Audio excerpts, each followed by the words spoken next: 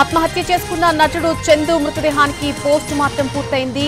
మా అన్న ఆత్మహత్య చేసుకుంటాడు అనుకోలేదు అంటున్నారు చందు సోదరి. పవిత్ర మరణం తర్వాత ఇంటికొచ్చేమని చాలాసార్లు చెప్పామని, అయినా సరే ఆయన డిప్రెషన్ నుంచి బయటకు రాలేదని చెప్తున్నారు. ఇప్పుడు ఎన్ని మాట్లాడుకున్నా మా అన్న మాకు తిరిగి రాడు కదా అంటున్నారు. పవిత్రతో పరిచయం తర్వాత తన కొడుకు చందు తనతో సరిగ్గా మాట్లాడేవాడు కాదని చెప్తున్నారు ఆయన తల్లి.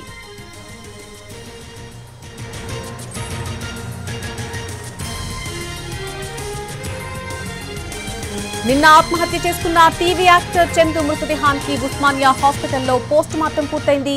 మరిన్ని వివరాలు మా ప్రతినిధి చందు అందిస్తారు.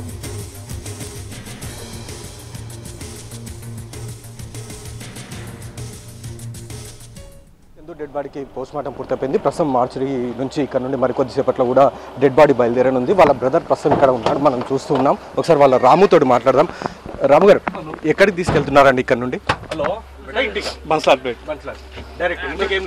Hello daddy. హలో, ప్రస్తుతం చూస్తూ ఉన్నాం. ప్రస్తుతం ఇక్కడ నుండి డెడ్ బాడీని నేరుగా ఇంటికి తీసుకొని వెళ్ళి అక్కడ వాళ్ళకి సంబంధించిన కార్యక్రమాలు పూర్తయిపోయిన తర్వాత అంత్యక్రియల కోసం బన్సిలాల్పేటకి తీసుకొని వెళ్తామని అతని సోదరుడు కూడా చెప్తున్నాడు. ప్రస్తుతం అయితే ఉస్మానియాలో పోస్ట్ మార్టం పూర్తయిపోయింది. పోలీసులు పూర్తిగా పోస్ట్ మార్టం పూర్తయిన తర్వాత కుటుంబ సభ్యులకు డెడ్ బాడీని అయితే అప్పగించడం జరిగింది. ప్రస్తుతం చూస్తూ ఉన్నాం డెడ్ బాడీ ఇక్కడ నుంచి వెళ్తున్న విజువల్స్ మనం చూడొచ్చు. వాళ్ళ బ్రదర్ ఎదురుగా కనబడుతూ ఉన్నాడు రాము. అతను కన్నింటి పర్యాతం అవుతున్న పరిస్థితి కూడా మనకు కనబడుతుంది. ప్రస్తుతం అయితే డెడ్ బాడీని ఇక్కడ నుంచి తీసుకొని వెళ్తున్నారు.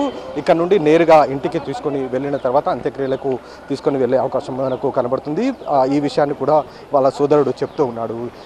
చందుకు సంబంధించి అంటే ఈ విధంగా ఇంత దారుణంగా అతను ఆత్మహత్య చేసుకుంటాడని తాము ఊహించలేకపోయాము. ఎప్పుడు కూడా ఈ విధంగా జరుగుతుందని తాము ఊహించలేదనేది కూడా వాళ్ళు ఒకవైపు కుటుంబ సభ్యులు కన్నీరు పర్యంతం అవుతున్న పరిస్థితి మనకు కనబడుతుంది. ఎందుకంటే చందు చాలా ధైర్యంగా ఉండేవాడు.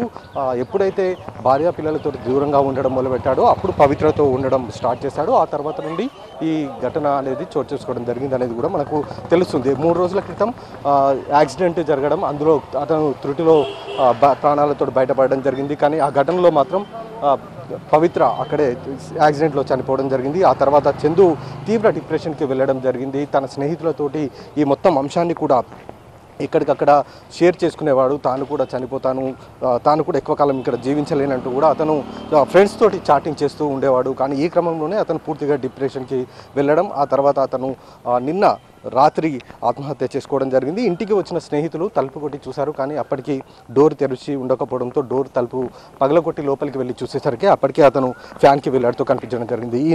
వెంటనే అతన్ని పోలీసులకు సమాచారం అందించడం, కుటుంబ సభ్యులకు సమాచారం అందించిన తర్వాత పోస్ట్మార్టం నిమిత్తం ఉస్మానియా మార్చురీకి నిన్న రాత్రి తరలించారు. కొద్దిసేపటి క్రితమే పోస్ట్మార్టం పూర్తయిపోయింది. కుటుంబ సభ్యులకు డెడ్ బాడీని అప్పగించారు. ఇక్కడ నుండి నేరుగా అతని నివాసానికి తీసుకొని వెళ్ళి అక్కడ వాళ్ళ సాంప్రదాయం ప్రకారం అంత్యక్రియలకు బన్సిలాల్పేటకు తరలించనున్నారు వాళ్ళ కుటుంబ సభ్యులు.